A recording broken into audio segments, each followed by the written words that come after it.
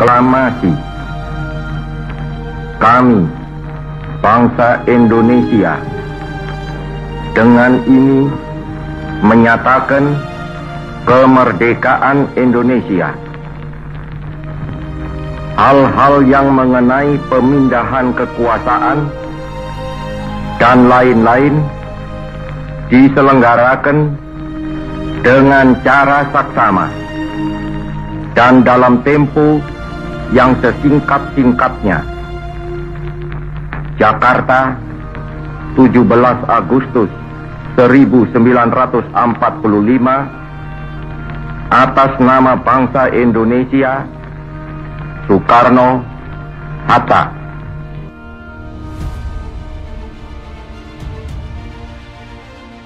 Halo Sobat, kembali lagi di Kensi Channel. Dalam konten kali ini, kita akan mengungkap deretan fakta proklamasi Republik Indonesia. Terus ikuti sampai selesai dan jangan lupa subscribe, komen dan like ya. Proklamasi Kemerdekaan Indonesia dilaksanakan pada hari Jumat, tanggal 17 Agustus tahun 1945, yang dibacakan oleh Soekarno dengan didampingi oleh Drs. Muhammad Hatta bertempat di sebuah rumah hibah dari Faraj bin Said bin Awad Martak di Jalan Pegangsaan Timur nomor 56, Jakarta Pusat. Kata-kata dan deklarasi proklamasi tersebut harus menyeimbangkan kepentingan-kepentingan internal Indonesia dan Jepang yang saling bertentangan pada saat itu. Proklamasi tersebut menandai dimulainya perlawanan diplomatik dan bersenjata dari Revolusi Nasional Indonesia, yang berperang melawan pasukan Belanda dan warga sipil pro-Belanda, hingga Belanda secara resmi mengakui kemerdekaan Indonesia pada tahun 1949.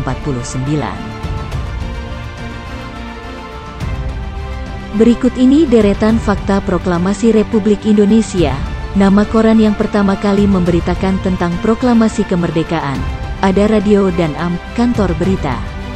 Proklamasi kemerdekaan yang diumumkan Soekarno Presiden pertama Republik Indonesia langsung disiarkan secara luas oleh berbagai media tanah air di masa itu.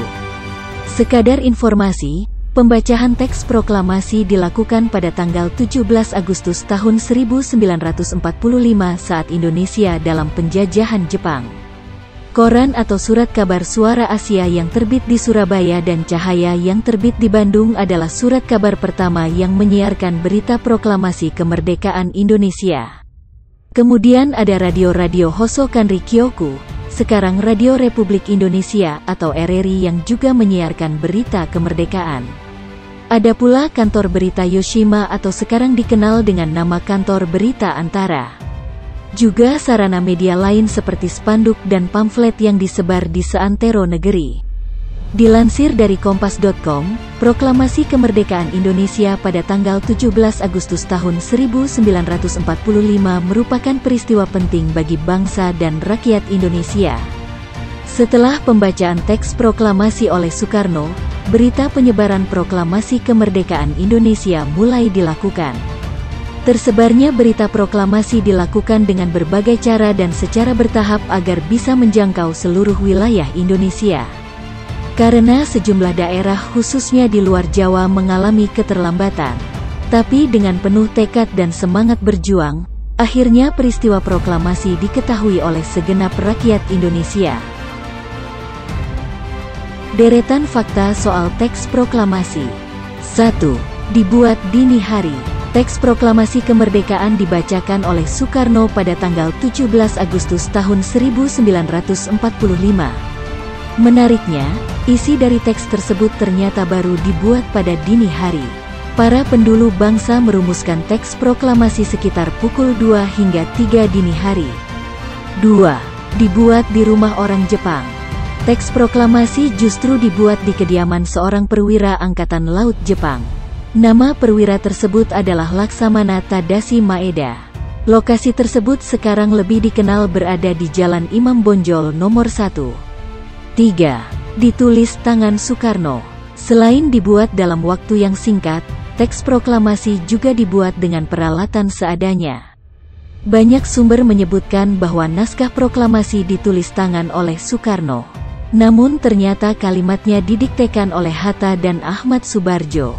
4. Ditulis di secarik kertas. Teks proklamasi kemerdekaan ditulis di secarik kertas yang disobek dari sebuah buku catatan. Kertas tersebut lalu disetujui oleh sidang sederhana yang melibatkan anggota PPKI dan perwakilan pemuda. 5. Diketik Sayuti Melik. Setelah disetujui, prosodi lebih besar dari naskah teks proklamasi lalu diketik ulang oleh Sayuti Melik. Naskah itu yang hingga kini disebut sebagai naskah proklamasi otentik. Sementara naskah yang ditulis oleh Soekarno disebut sebagai naskah proklamasi klat. 6. Sempat terbuang. Siapa sangka jika naskah proklamasi sempat terbuang dan masuk tong sampah di rumah Laksamana Maeda. Beruntung naskah tersebut berhasil diselamatkan oleh BM Dia. Demikian deretan fakta proklamasi Republik Indonesia. Sampai ketemu lagi di konten-konten berikutnya. Dukung terus channel ini agar bisa berkembang.